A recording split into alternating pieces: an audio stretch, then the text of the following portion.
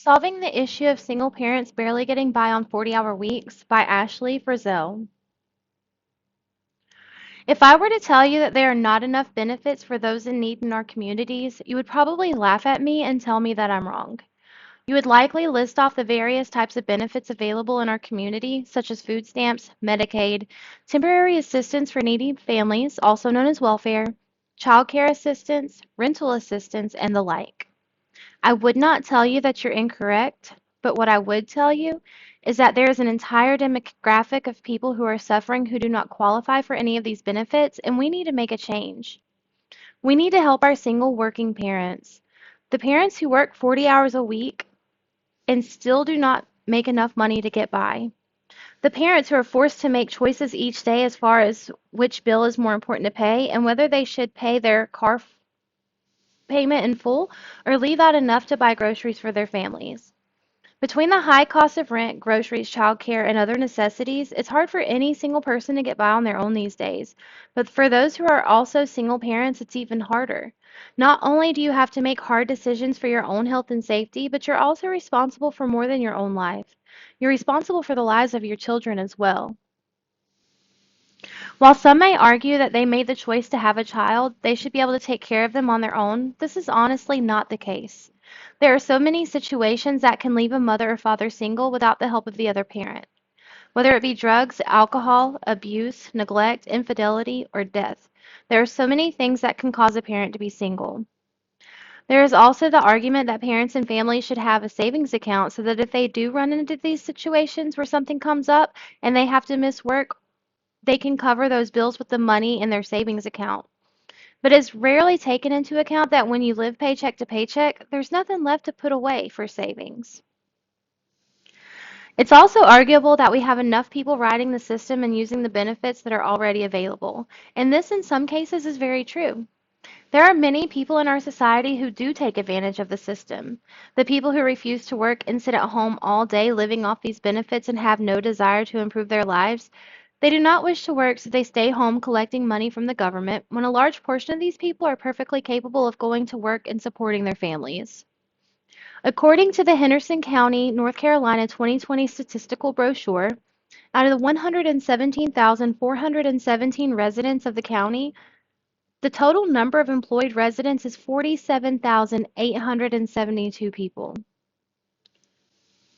With roughly 17,384 children enrolled in the public, private, and homeschools in the county, you have around 50,000 unemployed people in the county, and a large number of these people are likely to be receiving some type of benefits.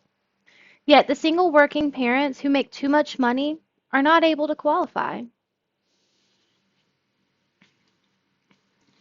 So what has caused this issue? The issue here lies in the fact that even with all of the inflation we have experienced in our society, we still use the same poverty model that was used when social benefits were originally established back in the 1970s. Inflation has increased our cost of living drastically over the last 50 years. With this being said, why would we not change the salary requirements for those receiving benefits? If the cost of living is so high, there should be a change in the line of poverty.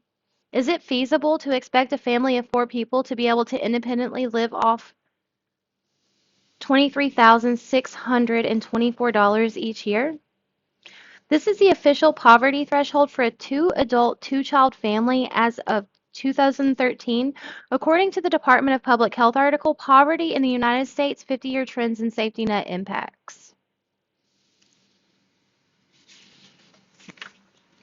In doing the math for the cost of basic necessities for a single person with one child, adding together the cost of rent, a cheap monthly cell phone plan, electricity, and food for the year, and childcare, it would cost roughly $29,612. This breakdown does not even include the cost of transportation or any healthcare expenses incurred. The start of helping these single-parent families would be raising the line of poverty to give more families the opportunity to receive government assistance. With the information provided, it is clear that the line of poverty established in the 1970s is out of date for our times. So what are some options to resolve the issue? Increase the line of poverty to match the rate of inflation. Increase wages to match the cost of living. Increase benefit eligibility to make benefits eligible to those who are currently considered to make too much money, and changing the guidelines for eligibility to discount those who are abusing the system. Your next question will likely be, where will we get the funding to aid more families? Aren't we already over the limit of what the American economy can handle? It is true that we're already struggling to provide benefits to those who currently qualify, but what if we change the guidelines of who is eligible? What if those who sit at home and do not even attempt to provide for themselves no longer qualified? I would propose that in order to make room for single parents who are struggling to provide for their families be able to receive benefits, we require recipients of government benefits to be actively working or actively searching for employment. We could use the same model that the Unemployment Administration uses and require weekly job searches on the website and have those receiving benefits check in each week to verify their wages and work status. We could offer medical exceptions stating that those with a valid medical reason or those receiving SSI or disability income would have an exemption to the work search requirement. Increasing the line of poverty and changing the guidelines for those eligible for benefits would work wonders in improving the quality of life for many Americans.